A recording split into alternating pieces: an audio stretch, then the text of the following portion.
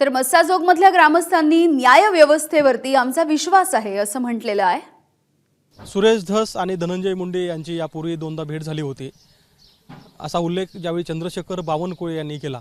त्यानंतर दिवसभर आपण काल बघितलं की वेगवेगळी चर्चा सुरू झाली। अर्थात या सगळ्या चर्चेचा परिणाम सगळ्यात जास्त कुठे होत असेल तर तो बीड जिल्ह्यात होतो। कारण आपल्याला माहिती आहे की मनोज जरांगे पाटील असतील अथवा सुरेश धस असतील यांच्या कार्यक्षेत्र म्हणून किंवा कामाचा एक भाग म्हणून सगळ्यात जास्त परिणाम हा बीड जिल्ह्यात होतो आणि तोही मागच्या काही दिवसापासून संतोष देशमुख हत्या प्रकरण ज्या ठिकाणी चालू आहे त्याविषयी काय लोकांना वाटतं। तिथे मसाजोगचे काही लोक माझ्यासोबत आहेत।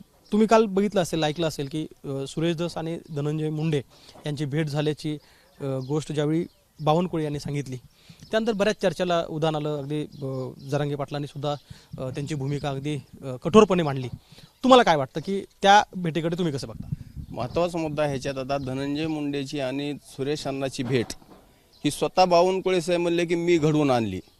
याचा अर्थ असा आम्हाला इथं वाटायला लागलेला आहे की बावनकुळे साहेबांना भाजपमधलं जे मराठी नेतृत्व पुढे चाललेले आहेत ते मराठा नेतृत्व संपवून त्यांना ठराविक समाजाचं तुष्टीकरण करायचं आहे का काय हे आम्हाला ह्याची संशय यायला लागला आहे। आणि बावनकुळे साहेबांना आता माझा एक आणखीन विनंती आहे, जसं समजा ज्यावेळेस सुरेश अण्णाने ह्या गोष्टीत काही लक्ष घालून काही गोष्टी त्यांना बाहेर काढल्यात, याच्यात आम्हाला राजकारण करायचं नाही।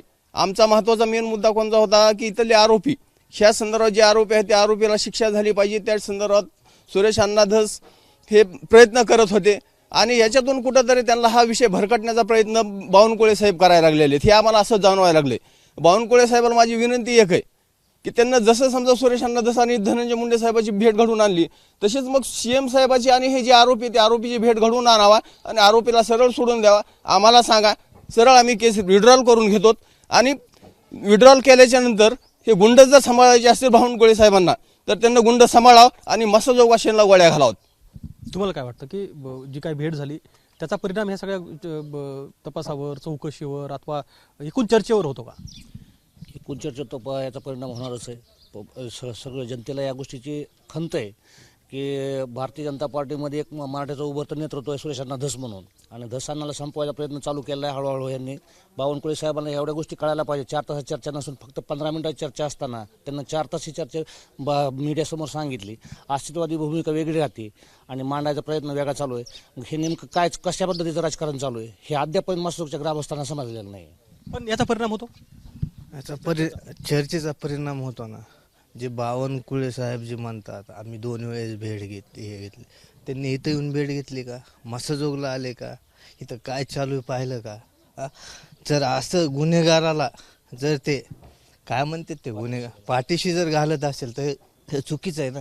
धस अण्णा हे एक चांगलं नेतृत्व आहे आणि जे विषय खंडणीमधून जे झालेला आहे सगळ्या गोष्टी झाल्या ते धस अण्णाला सगळ्या गोष्टी माहितीत ना। बावनकुळे साहेबाला माहिती आहे का?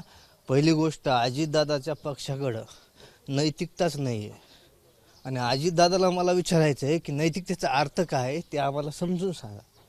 बरोबर तुम्हाला काय वाटतं? हेच बरोबर आहे। अच्छा, मला सांगा की ही चर्चा होत असताना गावकरी म्हणून तुम्हाला असं वाटतं का की मनोज जरांगे पाटील यांनी घेतलेली भूमिका ही मला वाटतं की सगळ्यात आधी जर कोण मसाजोगमध्ये पोहोचला असेल तर मनोज दादा जरांगे पाटील पोहोचले होते, ज्यांनी गावकऱ्यासोबत आंदोलनामध्ये सहभाग घेतला, त्या आंदोलनातून तोडगा काढला आणि हा विषय पुढे गेला।